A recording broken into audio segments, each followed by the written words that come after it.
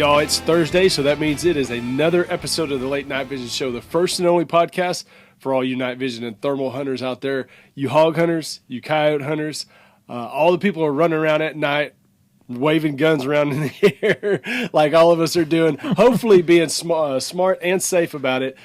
We've got another scope review, and the owner of Outdoor Legacy, Mr. Jason Robertson.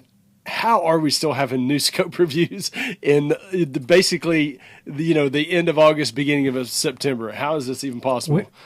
I have no idea, but we have so many reviews to do, and I'm just thinking of more things that we need to do. It's crazy. The amount of reviews, the amount of reviews that we've done this year, and thinking, it seems like at least almost every other week we're doing a review, but the fact that we've had this many new scopes, new optics, new companies, pretty much here in the. There's it's lot. Crazy. It's crazy, and the scope that we got for you today is a good one, and we're excited about doing it. We're going to get pretty quick into the review here. We've got some stuff to talk about at the end if we don't run too long, but we are going to get right into it. So we're going to be doing the full review of the Pulsar Trail 2 XP50 LRF. Now, a lot of people have been talking about these scopes. Have been kind of hard to get, Jason, but looks like here, kind of, yeah. But it looks like, here at the end of August, beginning of September, stuff is getting a little bit better as far as the inventory front. Some stuff. Yeah. So this scope, okay, this is not a new scope. No. So I know there's some people right now that are like, wait a minute, I've had this scope a year. Why are y'all just now talking about it? So here's the deal. The Pulsar Trail 2 laser rangefinder models were both announced last year, and they hit the market. But due to all of the COVID delays and the shutdowns and everything else, like most everything that we all wanted, things were hard to get, and we're still experiencing that in a lot of ways. But these Trail 2s were tough to get, and it was one of those things where they were just nearly impossible. At one time, our wait list was running about 7 to 8 months if you had put a down payment on one. And so we just felt like there were so few of these scopes actually coming into the U.S. and hitting the market, and we had so much other stuff to talk about that we kind of figured, like, why go out and review this scope, build up a bunch of excitement about it, because it's a great scope when nobody can get it. You couldn't even buy it's it. Just kind of like, if you wanted to buy it, you couldn't even buy it. So yeah, no, you couldn't buy it. So it's like, why dangle that carrot out there for people when it was just, again, nearly impossible. Right. I mean, these things were coming in. Dealers were getting them 1, maybe 2 at a time, and then we might go weeks or even months between shipments. So anyway, but now, as Hans said, late summer of this is 2021. It is. I was last week I was talking about 2020, and somebody's like, you realize this is 2021. 2021, the inventory on these has gotten much better. I'm not saying everybody's got them in stock, but they're getting them. At Outdoor Legacy, we have definitely been getting them. They don't stay long. I mean, we've actually had them on the shelf, but they normally seem to stay 2 or 3 days, maybe a week, and then they're gone. And we got to wait for some more, but they're moving in. And so we figured it was time to go ahead and talk about them as we're, quickly approaching the fall. And it seems weird to say because the time is flying, but as we get closer to fall, that's when it will not be long that up north, a lot of the coyote seasons are coming in. Guys will get out there and start hunting soon. Down south, everybody's going to start going and filling feeders for deer season, and they're going to start seeing hogs, and they're going to be thinking about, hunting again. So we're quickly approaching the time when more people are going to be looking to buy scopes. So we figured, this is, such a great scope. We don't want to not talk about it before the I always fall. get a lot of nervous anxiety when you talk about deer season right around the corner, because I love deer season. Shot a nice buck last year. Excited about going deer hunting again and doing it again this year. But I always lose a bunch of properties during deer season. And so I always like dread it, because I know deer hunters are taking over my properties, but I do like to deer hunt too. So, you know, I don't know. I just get, It's a double-edged it is a double-edged sword, and I do get a bunch of nervous anxiety about it. But anyway, so we're going to go over the specs of the Pulsar Trail 2 XP50 LRF right now. You know, we've been running, I've been running the specs here for a while. Jason is going to be showing this beautiful looking scope. We need to talk about too, the fans of the trail, you know, form factor, body style versus the people of the Thermion, because there are some people that love the trail design, hated that it kind of went away, you know, with the Thermion design, and you know, some people might even be buying the Trail 2s in the LRF and not even need the LRF. They just like the trail form factor. So anyway, with that being said, the resolution, this is a 640 by 480 thermal core resolution, 17 micron. It starts at 2 power base magnification and goes up to 16 power. It does have a laser rangefinder. You can probably see on the side of it. And Pulsar says that the range on the rangefinder is out to 1,100 yards. So I don't know if you or I tested it. We tested it very far, but 1,100 yards is a stretch for us, being at where we look. And I think that might be a I moved my microphone and forgot I was showing this thing, so you hopefully couldn't even hear me. I had the microphone completely out so I could show this thing. And I think that 1,100 yards might be on a reflective target. So I don't know what the non-reflective is, but we'll get into the laser range finding and talk about some of the realistic distances. But it's longer than you need to be shooting. How about that? Yeah. It's a long way. Definitely. Internal video and audio recording, 50 hertz refresh rate. It's got a detection range of 1,970 yards. It does have a 10+ hour battery pack on it, which is fantastic. Love it. And they definitely are getting that amount of time. Of course, it is rechargeable. This optic is an IPX7 rated and recoil rating up to 375, H&H caliber or 12 gauge shotgun. Price on it $5,999.97. So I'll give you the 3 cents. You bring basically a $6,000 thermal scope. But those are a quick rundown of the specs, the main ones that most people care about. And I know Jason's been showing the scope, so let's you talk a little bit about the outside of it. So I want to tell you right now, Hans is right. We generally, the way we've kind of done the show, I don't know, we didn't ever plan it this way, it just kind of worked out, is generally I'll run the specs and Hans will show the scope. And we've been doing it recently. I don't know why. It just kind of ended up being different. And I am not near the Vanna White that he is. No, I mean, I feel like you can't see it very well, and I'm clumsy, and people see me monkeying with it, and it's not good. I was trying to show everybody I took the battery off, then I couldn't get it back in. Oh, gosh. Just, wow. Yeah, I know. You got to practice. Not very good. You got to practice. Yeah, exactly. All right, so I am going to hold this up, and I don't know, on my camera it looks kind of dark, so I don't know what y'all can see here, but I just want to show quickly. So starting at the rear, we do have this rubber eye cup. This is removable. A lot of people will like to take that off if maybe they wear glasses, or some people just prefer not to have it on there. You can just peel it right off, and you can put it right back on if you decide that you do want it on there. So that is definitely an optional piece. In front of that, we have the diopter. That is the rear focus. It focuses the internal display screen to your eye. You just make sure that the text and everything on the screen is focused, and then you'll focus the scope. So that's what that is there. Moving forward here, you can see on this side, this is what we see on the twos, the Trail 2s, is this blue button, and that indicates that it is a Trail 2. The original Trails did not have that blue button. And as you saw me monkeying with it here, this is the IPS7 battery pack that is removable, replaceable, and rechargeable.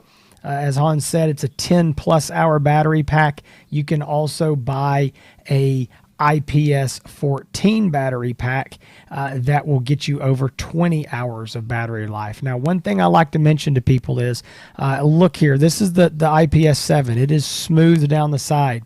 An IPS14 is actually going to stick out about a ½ inch or so. So it sticks off the side of the scope. It's not a big deal, but some people think it looks kind of funny.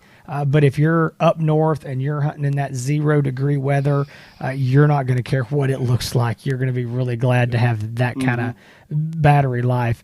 Also, just to mention it, the IPS7, this battery right here, if you want to buy a spare, they're $99. If you want to buy the IPS14, they're $120. So for the $1, the IPS7s are a huge value, but like I said, a lot of people just don't like them because they stick off the side. They're a little bit heavier, and if you're down south, you probably don't need it unless you're just somewhere hunting really cold or really, really long hours. So here, this is the top. I've turned it over so you can see there's multiple buttons here. These are there's 4 buttons. These are going to be all the functions, menu, zoom. It's going to control your laser rangefinder, all that. And then here on the front, this is your focus knob. There's not a ring that goes around. It is a knob up top. Really nice focus. It's got a very long range of focus. It's one of those scopes that you get dialed in, and I don't feel like I have to touch the focus much at all, even when I'm looking at things, fairly close or fairly far. So it's got a nice focus there. We've got this, normal rigid lens cap. And then turning the scope over, we've got this laser rangefinder here on the side. It is permanently attached. This is not something that you can remove.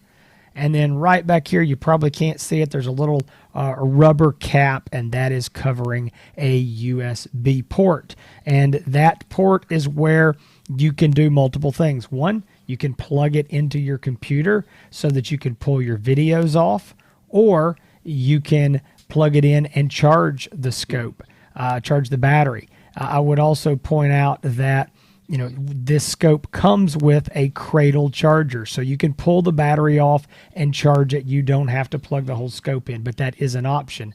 Also, alternatively, if you really wanted to, you could plug in a USB external battery pack there, but that's something that I don't know if I've ever heard of anybody doing with a Trail unless they were just in some kind of a bind because the batteries last so long.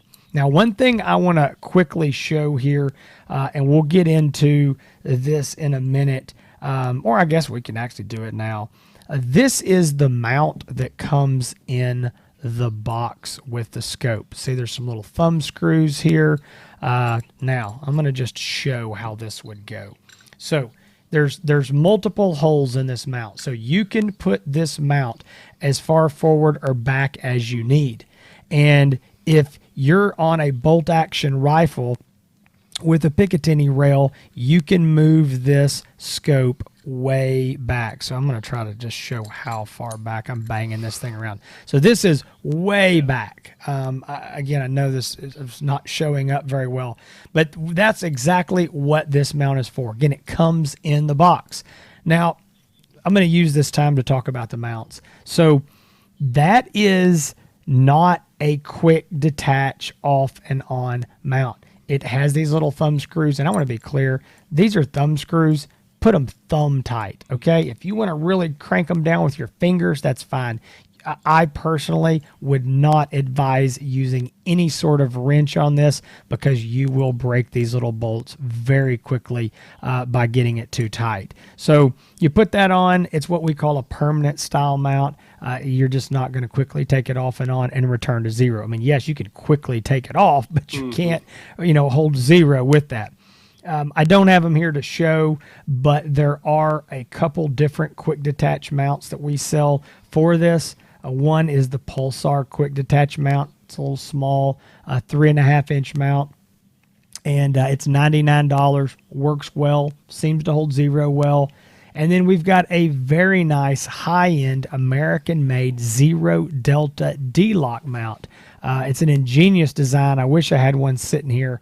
If you're looking for a high-end, guaranteed, good American-made mount, that's the mount. $250. They're not cheap, But, you know, if you're putting a $6,000 scope on a mount, it's not a bad deal to have a really good mount. I will say this.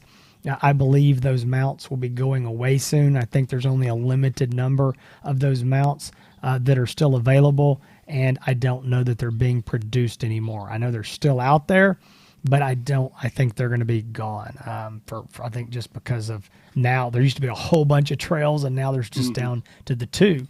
And I guess I should mention this is the Trail 2 XP50 laser rangefinder, and there's also a Trail 2 XQ50, Q as in Queen, laser rangefinder, and that is a standard resolution 384 by 288, 3.5 power base magnification. So I've ran over a whole bunch of stuff, including the mounts, and that was something I was going to do a little bit later in there, but I guess since I was holding up, I just wanted to go ahead and show you. Well, you know, you talked about now that I'm doing the specs now and you're doing the walk around. Well, it used to be reversed, but I kicked you off of the specs because you took too long, and I moved you to the walk around. Listen to this. I think I see a pattern. But your walk around way is better than mine, because my walk around was here's the lens, here's the power button, this is what you look through. So you did a lot better job than I normally do. But if you keep taking this long, I'm going to kick you back over to the specs. So we're going to move on we're going to move on to the ID range, and then maybe you can talk a little bit about the which you were wanting to talk about earlier was with the laser rangefinder and the functionality of that. But as far as ID range and what people always want to know, how far can I detect an animal with it? A hog, a coyote, a deer that you're not going to shoot at night, but you might want to see one out there. Detect or identify? This is ID range, so this is going to be ID? not detection range, but ID. Yeah. Over 50 yards. Over 50. Gee, that's a good guess. No, a long way. So, you know, it's a 640 resolution scope, 2 power, base magnification up to 16 power. ID range on this, in my opinion, between 400 and 500 yards.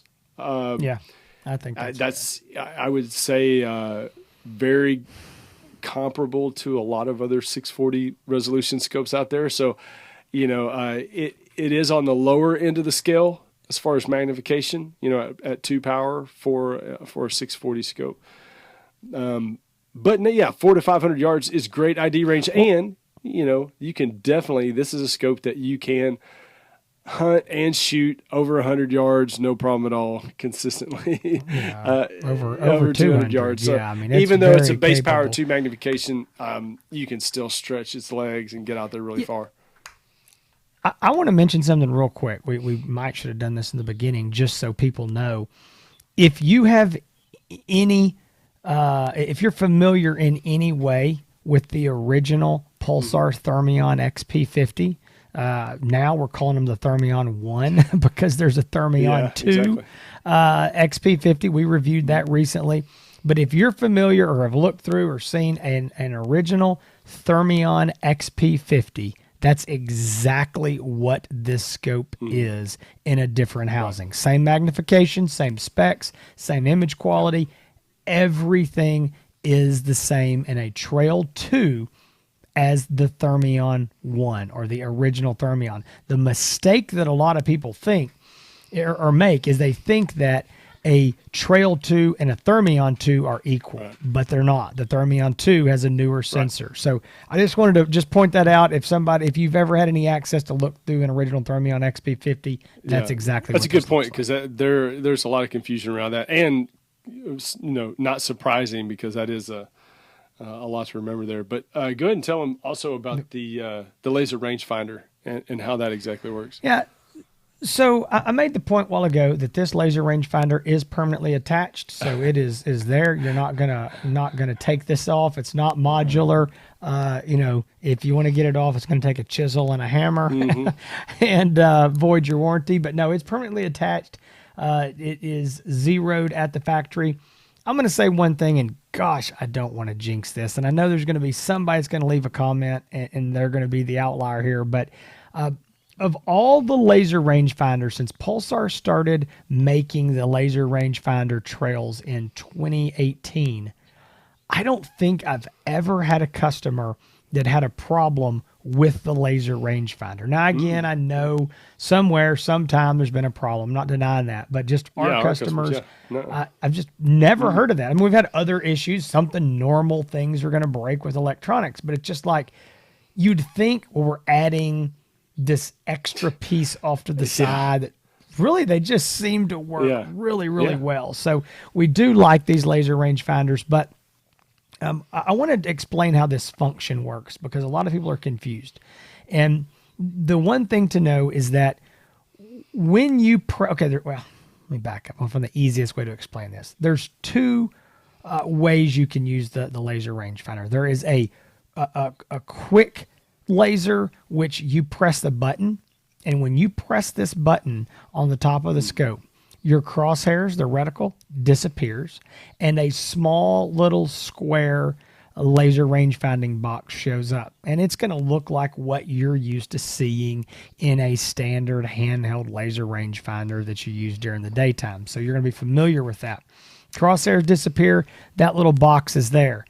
You press the button again, and it sends the laser out. And now, so, you hope to have that little square on the animal or the tree or whatever you're trying to range. You press the button, sends the laser, and it gives you a reading over there. And it's default to meters. You can go into the settings and change that to yards. But what I want to make the point is, if you accidentally hit that button and the crosshairs disappear, some people freak out like, oops, I hit that. My crosshairs are gone. It is less than 3 seconds. It's about, to be honest, I think it's about a 2.7 seconds, but we'll call it 3-second timeout. If you don't touch that laser rangefinding button again, the crosshairs come right back. So it just times out. So that's something that a lot of people are, tell me when they first get it, like, man, I pressed something and it came on. I don't know how to. I was like, man, don't worry about it. If you accidentally press that button, your crosshairs will come back in 3 seconds or less. Now, the other way that you can run this is in a laser range-finding scan mode. And in scan mode, the laser is constantly pulsing. So it's sending that laser out over and over and over. So whatever your square little box is on, it's trying to give you the range of whatever you're pointing it at. And it just runs until you turn it off. Okay. Now, in that mode, you can turn on picture in picture. And when you turn on your picture in picture function up at the top, it does have your crosshairs. So that's the kind of down and dirty way of actually, shooting and scanning with the laser, at this exact same time. So some people want to do that. Now, this is something that I want to bring up, and I'll be done with kind of talking about the laser. Is that some people say, man, I just really, really wish that I had the laser and the crosshairs at the same time. Well, number one, you can do it with picture in picture, and that works perfectly fine. But the other comment that I would make is, I agree that would be nice, and I guess it would be ideal, and I would love to see that. But it's really not a bad thing, because the way that people use these, and I've talked to guys who really, before they bought them, had this concern of like, man, I just really wish that I could scan and shoot at the exact same time with my main crosshairs. And they get them, and I talk to them, and they're like, yeah, you're right. I really don't. I don't use that function, or I wouldn't use it like I thought that I would. Because what most people want to do is, they're not concerned with this exact second if that coyote is 221 yards or 222 yards. Yeah. It's, hey, he's 220 yards. Now I know where I need to hold over. Is he coming closer to me? Okay, then I know. I mean, I know what I need to do. If he's going further away, well, then Houston, we got a problem, because he's going away quickly. I'm probably not going to be shooting him on the run when he's going away anyway. I got to get him stopped. And you just need to have some idea. Again, is he 250? Is he 275? Whatever he's at. So I've just found that the way that when I've used these laser rangefinders and just talking to customers, really, most people, it's how far is he? Oh, wow, he's way too far, but here he comes. okay, he's at 250 and he's closing in. I don't need to know anymore because now I know, he's going to be at 215. He's still coming. It's point blank. I'm putting it on him and shooting, know whether he's 200 or 150. So anyway, I'm just making the point that it's not that big of a deal to not have those both at the same time. And if you have to have it, you do have the picture-in-picture. But laser function is fantastic. I'm going to say one quick thing here, Hans, before I turn it back to you, and that is about the range of trying to, get a range on an animal. Something really small like a coyote or maybe even medium sized like a hog. I have good luck out to 350, 400 yards if I'm on a tripod and I'm holding really, really steady. What I found is I don't believe the problem in that 350 plus yard range is with the laser. It's with me holding it steady enough to thread that little bitty needle and hit that animal with it. Okay, so a lot of times people will say, well, how far will it work? Well, in my opinion, it'll probably work further than you can hold steady at those very long ranges. So I wouldn't worry too much about that, and it's going to probably give you readings most of the time way further than you're going to be shooting. Absolutely. So that's a good explanation of that too, because there's a lot of questions concerning how and when they can use the laser rangefinder in conjunction with actually taking a shot. So as always, y'all, if you have any more questions about any of this stuff, and I'll go ahead and plug it now. If you're interested in purchasing this unit, give us a call, 877-350-1818. Over at Outdoor Legacy, you can find this at outdoorlegacygear.com. We're going to go right into the likes and dislikes. And Jason, I know you like to start with the dislikes. I'll go ahead and spitball one. You can spitball another on the dislikes, and then we'll move into the likes. Okay. I'm going to say the only dislike that I have of this unit is going to be just the size and weight of it. I mean, it's, with the laser rangefinder sitting on the side of it, it adds a little bit more weight. It's big, it's kind of a big scope. Not too much bigger than any others out there, but just the way that it's shaped. A lot of people say it kind of looks like a brick on top of your rifle, and that's a fair criticism. But I would just say that the size and weight is just a little bit there. You can feel it when you put it on the rifle.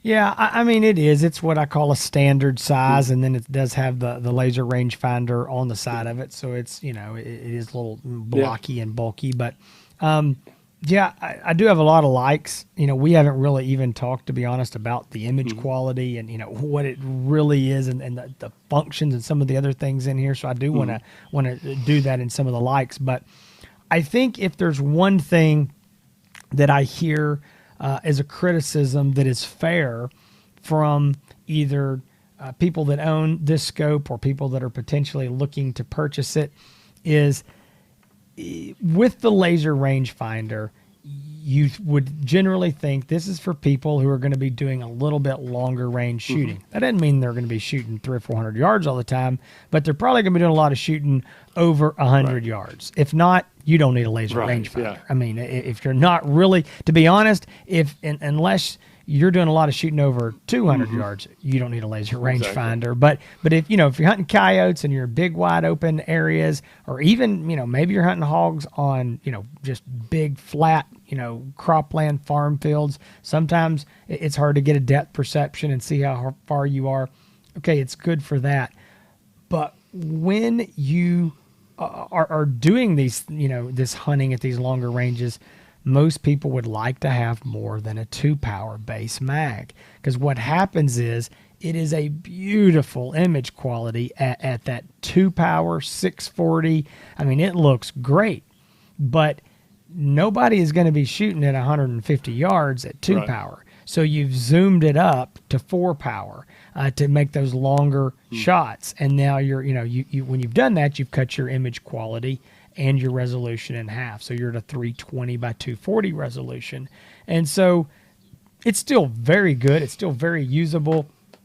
I know there's a lot of people, and I agree, that would love to see this scope at a 3-power.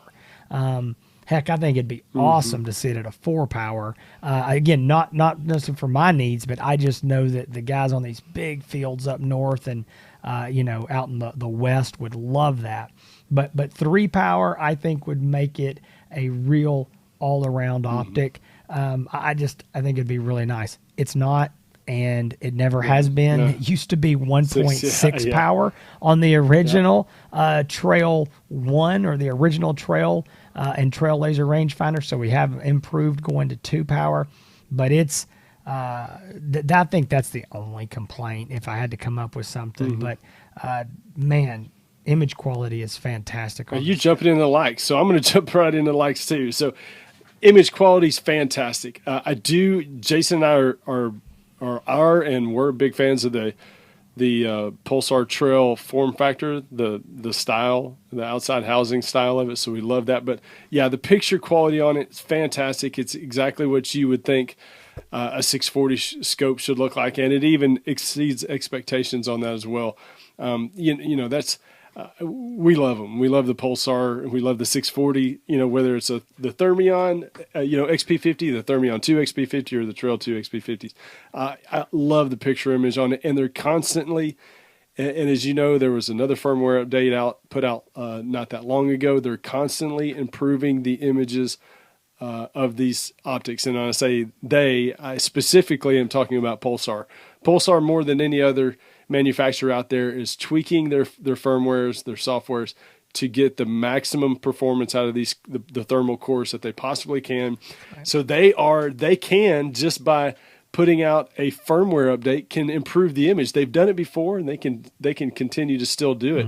And those are updates that are improving your experience, the customer experience, for free, basically. I mean, they're putting those out and improving those quite often. So, the picture image on it is fantastic. The battery life on it is what everybody wants out of a thermal scope, is to take it out and use it all night long and not have to worry about draining the battery out, after a couple hours. A lot of coyote hunters, when they're, they got their rifle and scope set up on a tripod mount, and they're scanning. They like to leave that scope on. I like to leave my scope on because I don't want to have to mess with trying to turn it on and mess with it if there's a coyote running in. Because if you coyote hunt long enough, those coyotes will come from behind you and they'll be in front of you in a split second. And the last thing you want to do is have to mess with turning your scope on. So coyote hunters, we like to leave our scopes running at all times, so that burns a lot of batteries, but that extra battery life out of that battery is fantastic. So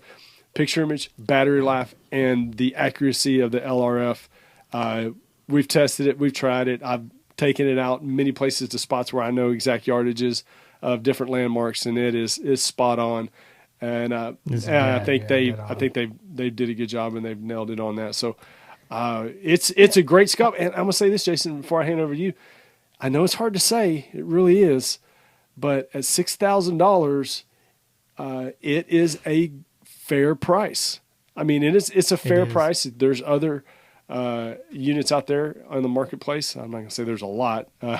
There's other brands that have an LRF unit, and it's considerably less expensive than that. So anyway, this is less expensive. Yeah, the Pulsar is less expensive, and that's not that is not a sacrifice of quality either. So I don't want people out there to think because it's less expensive. The build quality on these Pulsars are rock solid, and so.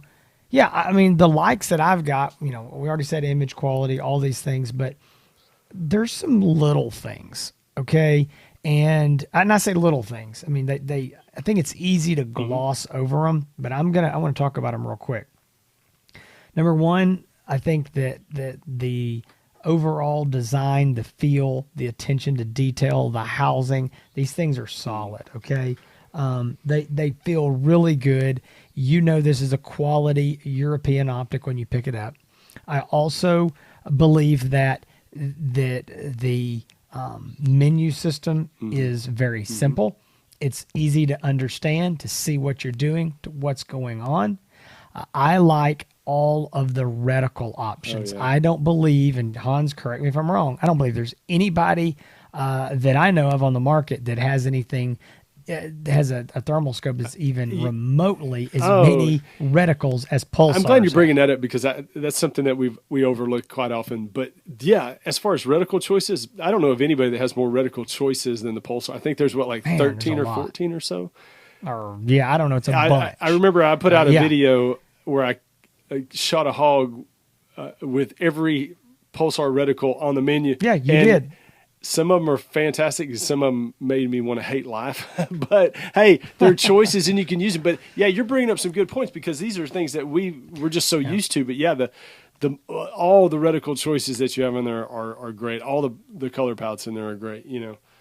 Yeah, and the color palettes, and you know, Hans kind of used to laugh about this, but it is a big deal to a lot of people, is being able to change the color of the crosshairs. Now you can do that on other scopes. This has got more color options, and you know, again, Hans used to laugh at me way back in the day. FLIR was the first company to do that. They're not even in the thermal industry anymore for you know, thermal hunting scopes, but he would laugh. I'd say, man, I just really like changing the color, the crosshair from black or white.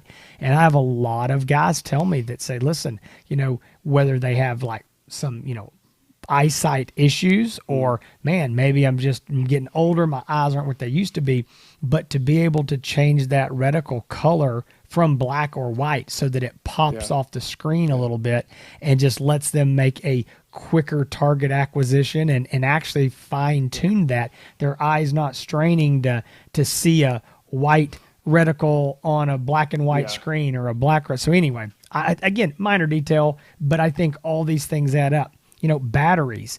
There has never been a thermal scope designed that has a better battery pack system than the Trail. I mean, the Trail is it. I mean, they have the longest battery life. And here's the other deal.